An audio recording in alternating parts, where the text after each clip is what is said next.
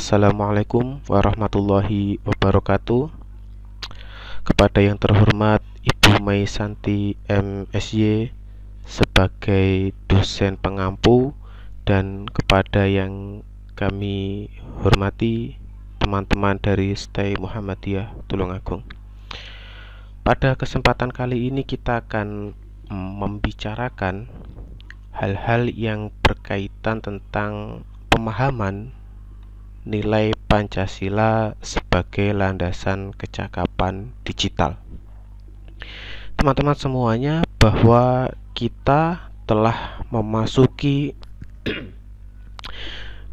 kita telah memasuki di era digital ya, sebagaimana yang telah tertulis bahwa perkembangan zaman saat ini yang sangat dinamis membawa setiap nilai-nilai kehidupan yang secara sadar maupun tidak akan mempengaruhi pola berpikir dan berperilaku kita. Kita hari ini telah memasuki era digitalisasi yang tentunya memiliki tantangan-tantangan tersendiri. Salah satu tantangannya adalah pada dasarnya perkembangan digital ini juga mewariskan suatu tantangan yang sama-sama akan dihadapi ya, di mana tantangan itu masuk pada sendi keamanan teknologi informasi, keandalan dan stabilisasi, serta kurangnya skill yang memadai sehingga banyak siklus pekerjaan yang berpotensi dioperasikan oleh sistem robot. Itu adalah salah satu tantangan dari era digitalisasi. Selain itu, di era digitalisasi kita juga memiliki suatu tantangan, yaitu adanya keterbukaan informasi, sehingga informasi-informasi yang mungkin tidak bermanfaat, adanya hoax dan adanya unsur sara itu sangat mudah sekali diakses dan sangat mudah sekali tersebar luaskan. Nah, namun tanpa kita pungkiri bahwa dengan adanya digitalisasi kita juga mendapatkan beragam manfaat, di mana kita mudah sekali mendapatkan informasi-informasi yang kita butuhkan. Bahkan kita juga bisa belajar dengan jarak jauh, kita bisa saling berkomunikasi dari jarak jauh. Tentu itu semua juga merupakan manfaat dari digitalisasi, sehingga digitalisasi ibarat pedang bermata dua yang memiliki segudang manfaat, namun juga memiliki sesuatu yang tidak memberdayakan. Oleh karena itu, kecakapan digital supaya kita mampu memanfaatkan digital dengan baik itu menjadi sesuatu yang sangat penting untuk dimiliki oleh masyarakat bangsa Indonesia. Lalu apa kaitannya dengan Pancasila? Ya, bahwa kita ketahui bersama tiga fungsi pokok Pancasila adalah: satu, sebagai dasar negara; kedua, sebagai ideologi; dan ketiga, sebagai pandangan hidup. Maka pada kesempatan kali ini kita akan lebih menitik beratkan Pancasila sebagai pandangan hidup. Pancasila dapat dikaitkan sebagai paradigma yang menggabungkan tata nilai dalam membangun mindset sebagai tumpuan atau patokan dalam pandangan hidup, sumber nilai, kerangka berpikir, orientasi dasar, sumber atas serta arah dan tujuan dari suatu perkembangan, perubahan serta proses dalam suatu bidang tertentu, termasuk dalam pembangunan, reformasi maupun pendidikan. Sehingga Pancasila yang sebagai pandangan hidup yang mungkin jika kita resapi bersama, diharapkan dengan adanya nilai-nilai dari Pancasila kita bisa lebih cakap dalam berdigital, sehingga mampu memanfaatkan digitalisasi dengan sebaik mungkin. Contohnya seperti apa? Misalnya pada sila yang pertama, bahwasanya sila pertama adalah ketuhanan yang Maha Esa, yaitu dengan menjalankan ibadah sesuai dengan keyakinan serta agama masing-masing. Maka ini akan sangat mempengaruhi kita dalam berdigital, karena adanya unsur sara, adanya intoleransi. Tentu itu ketika kita tidak menghayati sila pertama, padahal sila pertama dalam Pancasila itu menitikberatkan pada ibadah sesuai dengan keyakinan serta agama masing-masing. Sehingga jika kita menghayati sila pertama, maka problem-problem digital yang berkaitan dengan intoleransi itu bisa terkikis dengan sendirinya.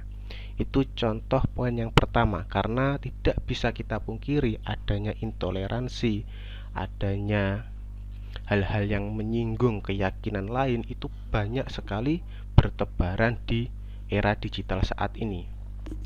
Itu yang pertama. Lalu yang kedua, dalam sila kedua adalah kemanusiaan yang adil dan beradab, yaitu memiliki rasa hormat pada setiap orang, seperti menghormati keberagaman budaya, lalu menumbuhkan sikap saling tolong-menolong sebagai bentuk kepedulian terhadap orang lain. Dengan begitu, meskipun terdapat keberagaman, tidak akan mudah tergoyahkan. Ya, ini juga berkaitan tentang toleransi. Lalu pada poin ketiga adalah persatuan Indonesia. Dari poin persatuan Indonesia ini, yaitu memiliki rasa bangga akan keanekaragaman budaya yang ada, salah satunya dengan menggunakan produk atau barang dalam negeri, dengan mencintai produk dalam negeri dapat mendorong untuk menciptakan sebuah persatuan, dan persatuan tersebut berdasarkan dalam diri guna mendapatkan kehidupan yang merdeka, berdaulat, serta dapat mewujudkan suatu perdamaian abadi.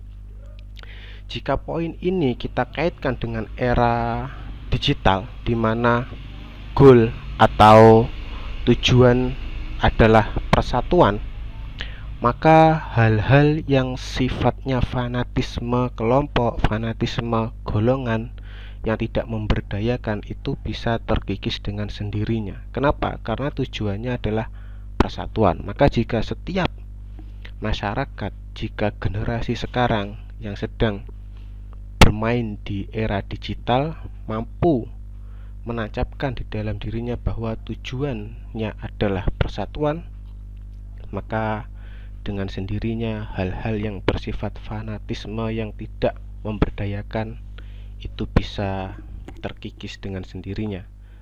Harapannya seperti itu. Lalu pada poin keempat, di mana dalam Pancasila kerakyatan yang dipimpin oleh hikmat kebijaksanaan dalam permusyawaratan perwakilan, yaitu dengan berpartisipasi dalam gerakan-gerakan sosial dan juga harus mementingkan kepentingan umum dibandingkan kepentingan pribadi. Ini juga merupakan poin yang menarik, di mana kita perlu menitik beratkan juga adanya kepentingan umum dan adanya kepentingan pribadi. Dalam bermedia sosial misalnya di era digital, kita tahu akan adanya konten dan adanya konteks. Konten adalah isi, sedangkan konteks adalah kapan, di mana, dengan siapa. Maka jika konten itu berada dalam sebuah konteks yang umum, konteks yang majemuk, maka kita perlu menyesuaikan konten. Jangan hanya mementingkan kepentingan pribadi saja, padahal bisa jadi konten yang kita sharingkan, konten yang kita bagikan itu justru mencederai kepentingan umum, hanya untuk kepentingan pribadi. Maka dengan menghayati pada sila keempat Pancasila, maka harapannya kita mampu untuk melihat kepentingan umum, sehingga kapan sebuah konten itu diekspos, apakah itu hanya sebatas kepentingan pribadi atau memang kepentingan umum. Tentu ketika kita sudah memasuki usia dewasa, kita sebenarnya sudah mampu untuk memilah-milah apakah konten ini layak diberikan ke konteks mana dan konten ini diberikan ke konteks yang seperti apa. Seperti itu. Lalu sila yang terakhir yaitu adalah keadilan sosial bagi seluruh rakyat Indonesia, yaitu dengan mentaati peraturan. Ya, di sini contohnya seperti peraturan lalu lintas, membayar pajak, juga menjaga kebersihan.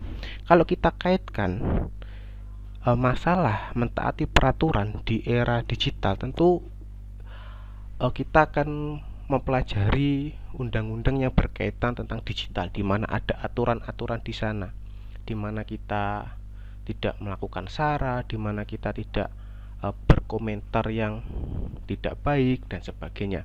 Tentu yang namanya aspirasi, yang namanya pemikiran itu boleh-boleh saja dibagikan, tapi tetap dengan memperhatikan rambu-rambu.